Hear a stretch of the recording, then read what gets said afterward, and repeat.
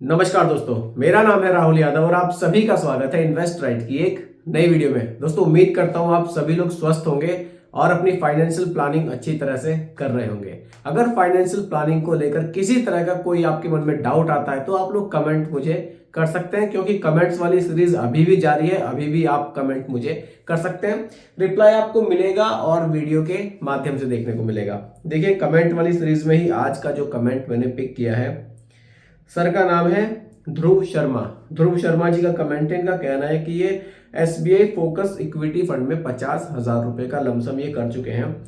तो इनका कहना है कि सर, क्या मुझे इसको कंटिन्यू करना चाहिए या फिर अपने जो है पैसा है यहाँ से निकाल देना चाहिए। तो ये एसबीआई फोकस इक्विटी फंड के बारे में एक डिटेल वीडियो चाहते हैं। तो आज की वीडियो सर ध्रुव शर्मा जी के लिए है। शर्मा जी, आपका बहुत बहुत स्वागत है हमारे चैनल इन्वेस्ट राइट पर। मैं सभी व्यूवर्स की तरफ से आपका स्वागत करता हूं। बात करते हैं आपके कमेंट की। आपका comment SBI focus equity fund पर है, तो एसबीआई फोकस इक्विटी फंड के बारे में एक डिटेल रिव्यू आज की वीडियो में करेंगे। उसके बाद एक सही डिसीजन आप खुद से भी अपने लिए ले पाएंगे। देखिए, मेरा काम है आपका टॉपिक पूरी तरह से क्लियर कराना।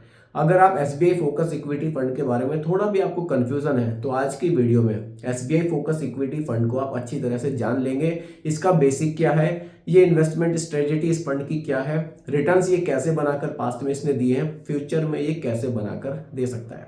इतना सब कुछ जब आप इस फंड के बारे में जान जाएंगे तो सही डिसीजन आप अपने लिए खुद भी ले सकते हैं। चलिए बात करते हैं एसबीआई फोकस इक्विटी फंड के बारे में। सबसे पहले फंड का नाम मैं यहां पर लिख देता हूं। और दोस्तों, आप सभी लोग वीडियो को बहुत ही ध्यान से देखिएगा, क्योंकि यहां एक चीज मैं आप सभी को समझाऊंगा बिल्कुल सिंपल भाषा में। चलिए, फंड का नाम मैं यहां सबसे पहले लिख देता हूं, SBI focused SBI focused equity fund.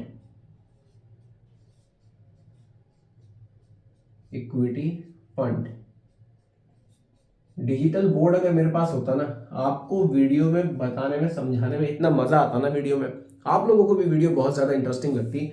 कुछ यूट्यूबर्स की वीडियो मैं भी देखता हूँ जो डिजिटल बोर्ड पर पढ़ाते हैं, वाकई मजा आता है वीडियो देखने में, इंटरेस्टिंग वीडियो लगती है। कोई बात नहीं, कोशिश करेंगे जल्दी एक डिजिटल बोर्ड भी खरीदेंगे। वैसे टॉपिक आपको मैं पूरी तरह से क्लियर कराऊंगा, बोर्ड डिजिटल भले ही ना हो, टॉपिक आपका पूरी तरह से क्लियर होगा और बहुत अच्छे से क्लियर होगा।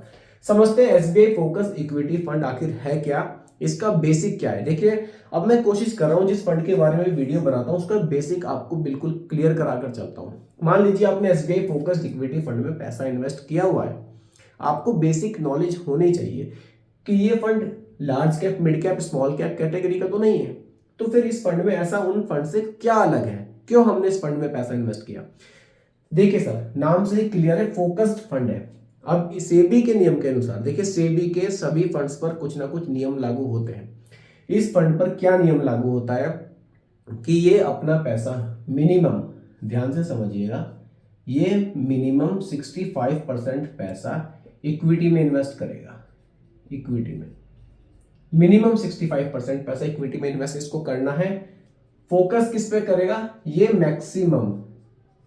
मैक्सिमम 30 स्टॉक्स में अपने पैसे को इन्वेस्ट कर सकता है, बस मैक्सिमम 30 स्टॉक्स में। अगर आप large cap, mid cap, small cap को देखेंगे, वहां पर अगर आप इसकी होल्डिंग्स देखेंगे तो वहां पर 70-80 कंपनियां, 100 कंपनियां तक भी आपको देखने को मिलती हैं जिनके स्टॉक्स में पैसा इन्वेस्ट होता है। लेकिन मैक्सिमम यहां पर केवल 30 कंपनी के स्टॉक्स में पैसा इन्वेस्ट किया जा सकता है, इसीलिए इसका नाम फोकस्ड फंड है। ये केवल मिनिमम कंपनियों पर ही फोकस करते हैं। तो ये इसका एक बेसिक है, ये क्लियर होना बहुत जरूरी है कि ये केवल 30 कंपनियों, मैक्सिमम 30 कंपनियों पर ही पैसा उनके स्टॉक्स में इन्वेस्ट करेगा। चलिए अब बात करते हैं इसके डिटेल की, कैसा इसका फंड साइज है, क्या हम इससे उम्मीद फ्यूचर के लिए कर सकते हैं। देखिए सर, सबसे पहले हम लोग फंड साइज देखेंगे ताकि हमें क्लियर हो कि लोगों ने आखिर कितना पैसा इस फंड में इन्वेस्ट किया हुआ है। देखिए, वैसे तो एसबीआई का फंड है, एसबीआई के नाम से ही लोग काफी इन्वेस्टमेंट करते हैं। फंड साइज की मैं बात करूं, 30,697 करोड़, 30,697 करोड़ रुपए का फंड साइज देखने को मिलता है, काफी डिसेंट है। एक्सपेंस रेशियो की अगर मैं बात करूं, एक्सपेंस रेशियो दोस्तों देखना बहुत जरूरी होता है। लॉन्ग ड्यूरेशन में एक्सपेंस रेशियो का हमारे रिटर्न्स पर काफी फर्क पड़ता है। ये मिलता है 0.74%। देखिए यही एक्सपेंस रेशियो अगर आप रेगुलर प्लान में लेंगे, किसी एजेंट के थ्रू अगर आप कोई प्लान लेते हैं, किसी फंड में पैसा इन्वेस्ट करते हैं, तो ये आपका 2% से भी ज्यादा आपको देखने को मिलेगा। इसलिए हमेशा कोशिश करें डायरेक्ट प्लान्स में ही आप इन्वेस्ट करें। चलिए आगे बात करते हैं होल्डिंग्स की। अब देखिए डायरेक्ट प्लान्स के लिए काफी सारे ऑप्शंस आपको देखने को मिल जाते हैं। आप एप्लीकेशंस के थ्रू भी इन्वेस्टमेंट अपना शुरू कर सकते हैं। काफी सारी एप्लीकेशन है, फंड्स इंडिया है, ग्रो ऐप है, एटी मनी है, तो आप इनके द्वारा इन एप्लीकेशंस को डाउनलोड करके इनके द्वारा भी आप इन्वेस्टमेंट अपना शुरू कर सकते हैं। यहाँ आपको डायरेक्ट प्लान्स ही देखने को मिलते हैं। फंड्स इंडिया का तो मैंने डिस्क्रिप्शन में लिंक भी डाला हुआ है, आप चाहें तो वहां से भी डाउनलोड कर सकते हैं। बाकी आपकी मर्जी है, आप ग्रो ऐप से भी शुरू कर सकते हैं, कोई दिक्कत नहीं है। मेरे कहने का मतलब ये नहीं है कि आप जो मैंने उसका लिंक डाला हुआ है आप उसी के थ्रू इन्वेस्टमेंट करें, ऐसा कोई ज़रूरी नहीं है। देखिए हालांकि थोड़ा बहुत प्रॉफिट तो कंपनियां देती हैं लिंक वगैरह डालने का, लेकिन ऐसा कोई ज़रूरी नहीं है। आप लोग ग्रो ऐप के थ्रू किसी से भी करिए, आप कोई दिक्कत नहीं है, लेकिन इन्वेस्टमेंट शुरू करिए और डायरेक्ट प्लान्स में आप इन्वेस्टमेंट करिए। चलिए होल्डिंग्स की अगर मैं यहाँ पर बात करूँ, सीधा होल्डिंग्स पर मैं आ जाता हूँ। देखिए अगर मैं यहाँ पर आपको मार्केट कैप के हिसाब से बताऊँ, लार्ज कैप में इन्होंने कितना इन्वेस्ट किया है, मिड कैप में कितना और स्मॉल कैप में कितना, वो हम लोग देख लेते हैं। लार्ज, मिड कैप और स्मॉल कैप, तीनों में देख लेते हैं। देखिए लार्ज में 55.43%, 55.43% पैसा इन्वेस्ट किया हुआ है। मिड कैप में 38.17% पैसा और स्मॉल कैप में 2.18% पैसा। देखिए पैसा यहां इस तरह से डाइवर्सिफाई किया गया है। आपका 55% पैसा इंडिया की टॉप 100 कंपनीज में इन्वेस्ट किया जाएगा। आपका 38% पैसा उन कंपनीज में इन्वेस्ट किया जाएगा जो रैंकिंग वाइज 101 से लेकर 250 तक है, और केवल 2% पैसा आपका बहुत हाई रिस्क में इन्वेस्ट किया जाएगा उन कंपनियों के स्टॉक्स में जिनकी रैंकिंग 251 से लेकर 500 तक जाती है। तो देखिए कुल मिला के फंड ये कहता है कि हमारा इन्वेस्टमेंट इस तरह से है। फंड साइज आपके सामने है, एक्सपेंस रेशियो आपके सामने है, होल्डिंग्स आपके सामने है।